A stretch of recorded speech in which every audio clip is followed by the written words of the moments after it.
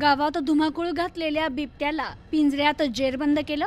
मात्र या बिबट्याने पिंजऱ्याचा दरवाजा तोडून धूम ठोकल्याची घटना राहुरीतील बारागाव नांदूरमध्ये घडली आहे। तर हा बिबट्याचा थरार सीसीटीव्ही कॅमेऱ्यात कैद झालाय।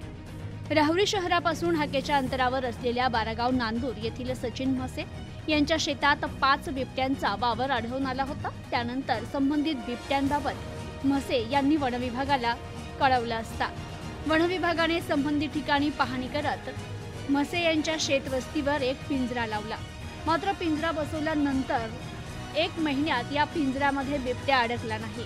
त्यानंतर 24 ऑगस्ट रोजी रात्रीच्या सुमारास या पिंजऱ्यात बिबट्या अडकला।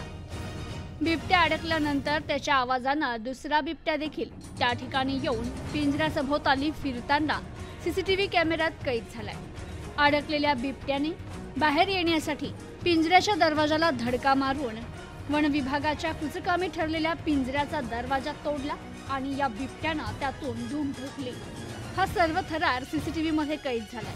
वन विभागाचा गलथान कारभार या ठिकाणी पाहायला मिळालाय आणि यामुळेच हा बिबट्या पिंजऱ्यातून निसटल्याचा आरोप सचिन म्हसे यांनी केलाय।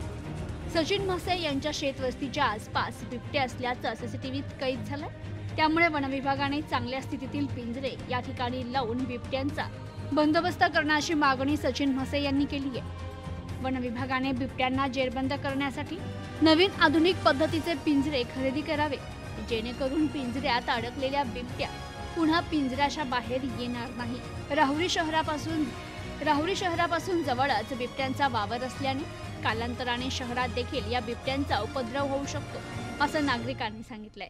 तर वन विभागाने वेळेत या बिबट्यांचा बंदोबस्त करण्याची मागणी नागरिक करत आहेत। प्रतिनिधी राजेंद्र उंडे, न्यूज टुडे 24, राहुरी, अहमदनगर।